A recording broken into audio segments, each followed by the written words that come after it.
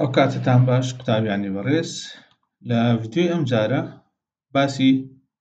چۆنیەتی بەکارهێنانی هاوکێشە و نەخشەی لاگرانژ دەکەین بۆ سیستمێک کەوا ژمارەی کۆردینەیتەکانی لە کۆردینەیتێک زیاتر بێت واتە ژمارەی کۆردینەیتەکانی بۆ نمونە لەم سیستمێکی ئێستا هەیتمان 2 بێت بۆ نمونە لە ئێگزامپڵی چوارەم دەڵێ find the differential equation for motion of a single particle واتە بۆ جولەی پارتیکڵێک ئێستا بۆ نمونە ئەو پارتیکڵەکەیە single particle in two dimension و لێرە تاکید دەکاتەوە دوو دایمنشنەکە in polar coordinate وتمان لە polar coordinate پێویستیمان بە r و تێتا هەیە بۆ دیاریکردن شوێنی پارتیکڵەکەی کاتە لێرە n یەکسانە بە 2 کۆردینەیتەکان q1 یەکسانە بە r and q2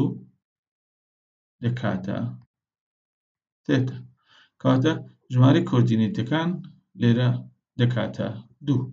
کاتە دەتوانین بڵێن the system has 2 degrees of freedom بەڵام هەر لە پرسیارەکە دەڵێ with potential energy واتە پۆتێنشیالەکەی دیاوە لە پرسیارەکە پۆتێنشیالەکەی دەڵێ v of r ئەوە دراوە کاتە ئێمە پێویست ناکە پۆتێنشیالی سیستمەکە بدۆزینەوە ئەگەر لە سیستمەکە پۆتێنشیال درابوو نایدۆزینەوە بەڵام ئەگەر نەدرابوو ئێمە پۆتێنشیالی سیستمەکە دەدۆزینەوە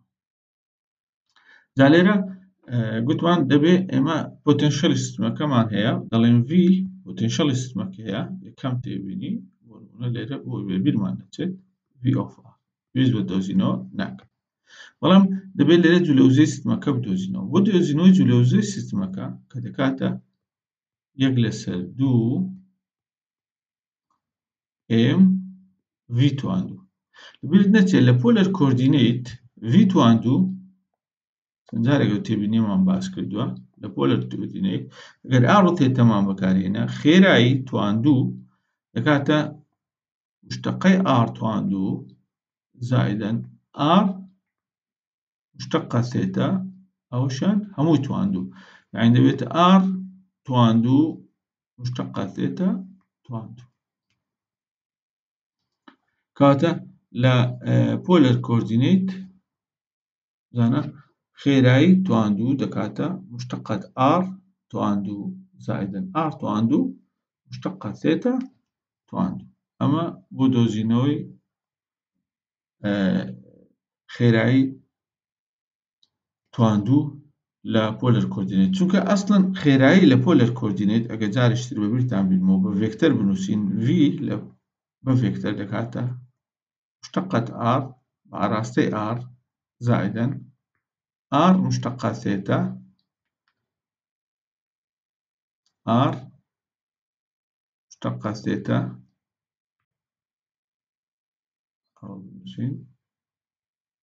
بەئاراستەی ثيتا کاتە بۆ دۆزینەوەی خێرایی توان2 یان قیمەتی خێراییەکە دەکاتە ڕەجی دووجای مشتقة r توان2 زائداً r مشتقة ثيتا توان2 دەکاتە r توان2 مشتقة ثيتا توان2 کاتە ئەمە جولەوزەی سیستمەکەشمان دۆزیەوە کاتە لێرە t دەکاتە 1/2 m v توان2 مان هەیە دەکاتە مشتقة r توان2 زائداً r توان2 مشتقة ثيتا توان2 potential energy سیستمەکەشمان هەیە کاتە ئەم جارە دین نەخشەی لاگرانژ دەدۆزینەوە L دەکاتە T کەم V یەکسانیشە بە 1/2 M مشتقة R توان2 زائداً R توان2 مشتقة ثيتا توان2 کەم V یەکەشمان گوتمان لە پرسیارەکە دراوە خۆی دەنووسینەوە v of r یعنی پۆتێنشیال ئەگەر لەبیرتان بێ گوتمان هەموو کاتێک پۆتێنشیال نەخشەیە لە بۆ کۆردینەیتەکان و ناکرێت نەخشە بێت لە بۆ داتاشراوی کۆردینەیتەکان زانە نەخشەیە لە بۆ r دەکرێت نەخشە بێت لە بۆ تێتا بەڵام ناکرێت نەخشە بێت لە بۆ مشتقة r و مشتقة ثيتا ئەم جارە دێین هاوکێشەی لاگرانژ بەکاردێنین بەڵام ئەم جارە هاوکێشەی لاگرانژ کە بەکاردێنین دوو هاوکێشەمان هەیە هاوکێشەی یەکەم d over dt ئەم جانە بەنسبەت r دەنووسین هاوکێشەی یەکەم داتاشراوی L بنسبة مشتقة R یەکسانە L بنسبة R. لێرە ئەم هاوچێشەیە بەکاردێنین زۆر بە ئاسانی دەتوانین مشتقەی هەردوو لا وەرگرین، جارێک بنسبة R و جارێک بنسبة مشتقة R و توانین نەخشەی لاگرانجیشمان هەیە. هاوچێشەی یەکەم دەدۆزینەوە، یعنی differential equation find the differential equation لێرە بە جەمعیش هاتووە، دیارە یعنی لە differential equation یەک زیاترە، کەواتە لێرە ئەمە differential equationی یەکەم دەدۆزینەوە. ئەم جارە دێین جارێشتر داتاشراوی نەخشەی لاگرانج وەردەگرینەوە، بەڵام ئەم جارە بەنسبە مشتقە ثێتا دەگاتە لای ڕاستیش دەکات L بنسبە ثێتا، کەواتە جارێشتریش ئەم نەخشەیە بەکاردێنین چونکە ئەم جارە بۆ Q2 مان هێنایە، کەواتە ئەگەر Q1 R بێت مشتقة Q1 دەبێتە مشتقة R،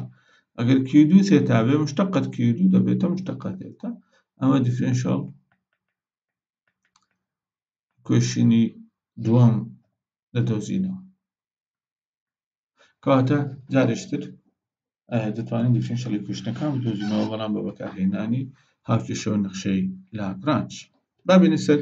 ئێگزامپڵی پێنجەم. ئێگزامپڵی پێنجەم ئێگزامپڵێکە کە زۆر جار لە فیزیا باسی بەندۆڵی سادە دەکەین، سمپڵ بەندۆڵە، تا لە تاقیقەکانیش ئەم تەجروبێ دەکرێت زۆر لەلایەن قوتابیانەوە. وتمان بۆ دیاریکردنی شوێنی پارتیکلەکە لێرە یان شوێنی بەندۆڵەکە سێریکەن لەسەر چەماوەیەک دەجولێتەوە بە پلەیەکی بچووک، بۆ نمونە ئەگەر فای دابنێن بۆ نمونە گۆشەکە فای بێ یا بۆ نمونە ئەگەر ثێتا دابنێن فەرق ناکات. ئەو کاتە لێرە دەڵێن بۆ دیاریکردنی شوێنی بەندۆڵەکە پێویستیمان بە یەک کۆردینێتەیە n دەکاتە یەک، یان دەڵێن Q1 یەکسانە بە ثێتا. بەڵام ئەگەر گۆشەمان بەکار نەهێنا، ئەو کاتە لە جیاتی گۆشەکە دەتوانین دووری سەرچەماوە بەکاربێن S، یعنی ئەم دووریە بەکاربێن لەسەر چەماوەیەک دەجولێ پێی دەڵێن S. کەواتە ئەگەر لە ثێتەمان بەکارهێنەهێنا، ئەو کاتە لە جیاتی ئەوە دەتوانین بڵێ or یان Q1 دەکاتە S. جارێشتر دووبارەی دەکەمەوە، هەموو کاتێک درێژی بەندۆڵەکە ناگۆڕێت L، هەموو کاتێک S دەکاتە L ثێتا، درێژی بەندۆڵەکە نەگۆڕە گۆشەکە ثێتایە S، ئەمە هاوچێشەیەکە. کەواتە خێراییەکەش دەتوانین بدۆزینەوە، خێرایی چونکە دائیمەن V دەکاتە داتاشراوی S بەنسبەت زەمن، کەواتە مشتقەت S دەکاتە L نەگۆڕە مشتقە ثێتا. مشتقەت S لێرە دەکاتە خێرایی بەندۆڵەکە، چونکە ds/dt وتمان دەکاتە نرخی خێرایی. کەواتە جارێشتر لێرە دەتوانین ئەمە S بەکاربینین یان ثێتا بەکاربینین. هەر کاتێک S مان هەبوو دەتوانین بیکەینە ثێتا، و هەر کاتێک ثێتامان هەبوو دەتوانین بیگۆڕین بۆ S. بۆ دۆزینەوەی جلووزەی سیستمەکە خاڵی یەکەم، ئەو دوای ئەوەی کە وێنەی سیستمەکەمان کرد n مان دیاری کرد،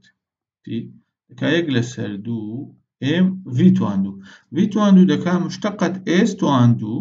مشتقەت S تواندوو کە لێرە دەکاتە L تواندوو مشتقە ثێتا تواندوو. v دەکات ds/dt، کەواتە v دەکاتە مشتقەت S. ئەم جارە دێین ماتەوزەی سیستمەکە دەدۆزینەوە. وتمان دائیمەن بۆ دۆزینەوەی ماتەوزە دەبێت ڕفرێنس لیڤڵ دیاری بکەین. لێرە ڕفرێنس لیڤڵ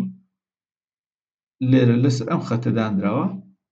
واتە پۆتێنشەل ئینەرژی، واتە کە بەندۆڵەکە دێتە سەر ئەم خەتە، لێرە لەم خاڵە پۆتێنشەل ئینەرژیەکەی سفرە، چونکە بەرجەکەی دەبێتە سفر. لێرە گەورەترین پۆتێنشەل ئینەرژی دەبێت کە دەکاتە H، زانە ئەو بەرزیە دەتوانین بدۆزینەوە. درێژی بەندۆڵەکە هەمووی L، ئەمە درێژی بەندۆڵەکەیە.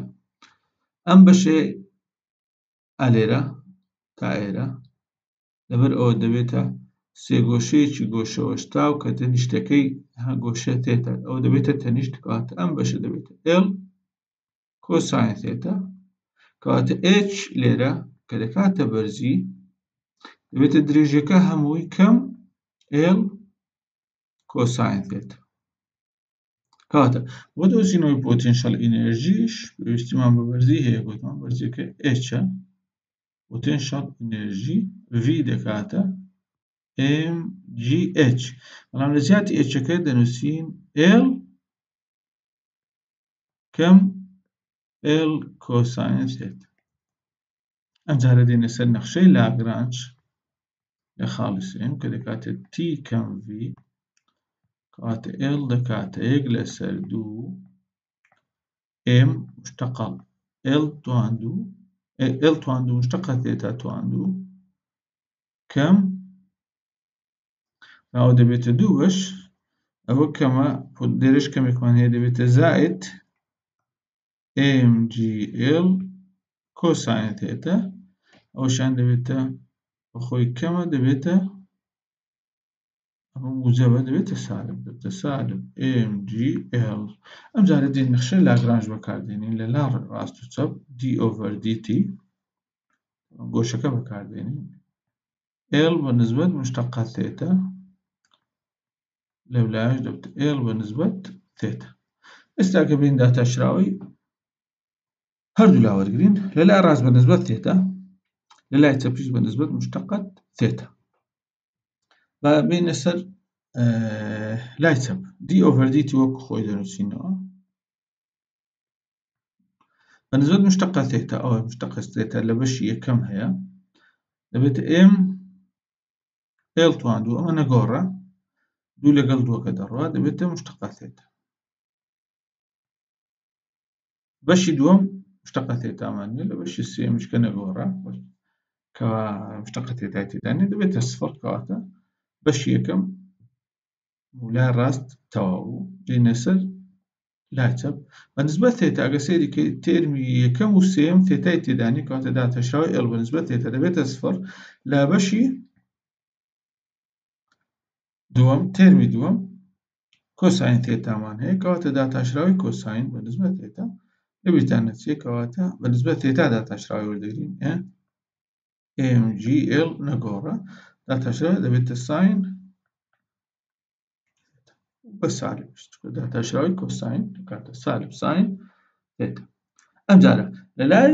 ڕاست جارێکتر دێن داتاشراوی لە لای چەپ وەری دەگرینەوە جارێکتر بەنسبەت تێتا دەبێتە m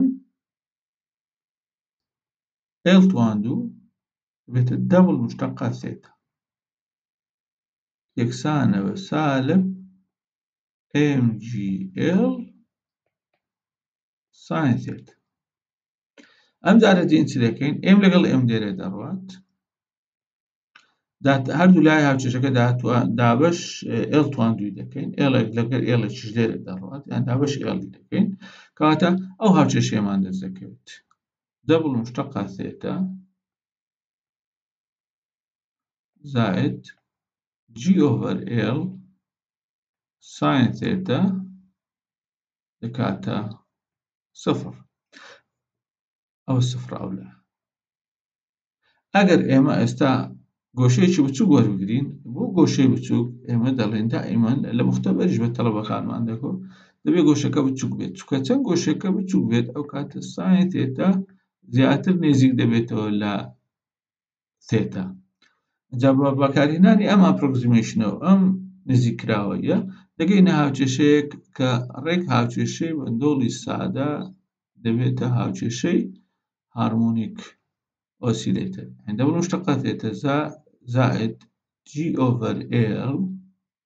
تێتا دەکاتە سفر. زانانی ئەو هاوچێشەیە زۆر بە هاوچێشەی هارمۆنیک ئۆسیلێتر دەچێت لە هارمۆنیک ئۆسیلێتر لە جاتی دەبڵ مشتەقە تێتا دەبڵ مشتەقەت x مان هەبوو لە جیاتی g/L کە نەگۆڕە لێرە k/m مان هەبوو لە جیاتی تێتەش x مان هەبوو لەولاش سفر وەکو کەواتە ئەمە بۆ هارمۆنیک ئۆسیلێتر کەواتە ئێمە دەڵێن بەندۆڵی سادە دەبێتە هارمۆنیک مۆشن دەبێتە جوولەی هارمۆنی سادە ئەگەر هاتوو گۆشەیەکی بچووکمان وەرگرت ئەپرۆکسیمەیشن هەیە چکە لە گۆشەی بچووک ساین تێتا تقریبەن یەکسان دەبێت بە تێتا دیفرێنشەل ئیکویشنەکانیش ئەگە سەریان کە ئێستا ئەمە دوانە زۆر بە یەکتری دەچێت ویان زۆر جار دیفرێنشەل ئیکویشنەکە بە واستەی تێتا دەنووسرێت چکە ئەگە لێرە زانە لێرە دەتوانین تێتا بکەینە S لەسەر L کەواتە دەبڵ مشتەقە تێتاش ئەگەر ئێمە S مشتقات S بکاتە L مشتقات تێتا کاتە دبل مشتقات Sیش بکاتە L دبل مشتقات تێتا کاتە جارێکی تر دێن لێرە دبل مشتقات تێتا دەگۆڕین دبل مشتقات تێتا دەکەینە دبل مشتقات S لەسەر L تێتاش دەکەینە S لەسەر L ئەو کاتە دیفرنشیەل ئیکویشنەکە دەبێتە دبل مشتقات S زائد G over L S دەکاتە سفر کاتە ئەگە سێریکەی وەکو خۆی دەمێنێتەوە بەڵام لە زیاتی ثێتا S مادانا کاتە دیفرنشیەل ئیکویشنی بەندۆڵی سادە یان بەم شێوەیە دەنووسرێت ئەگە ثێتامان بەکارهێنا گۆشە و یان بەم شێوەیە دەنووسرێت ئەگە دووری سەرچەماوەمان بەکارهێنا S ولا هەردوو حالەتەکەش ئەگەر داوای دیفرنشیەل ئیکویشنەکەی کردبوو لێرە کام لەم دیفرنشیەل ئیکویشنانە بدۆزینەوە دەبێتە وەڵامی پرسیاری بەندۆڵی سادە وەگەر داواشی کردکەوە دیفرنشیەل ئیکویشنەکەشی کار بکەین ئەو کاتە یەکێک لەم دیفرنشیەل ئیکویشنانە شی کار دەکەین و دەبێتە وەڵامی پرسیارەکە لێرە ئەم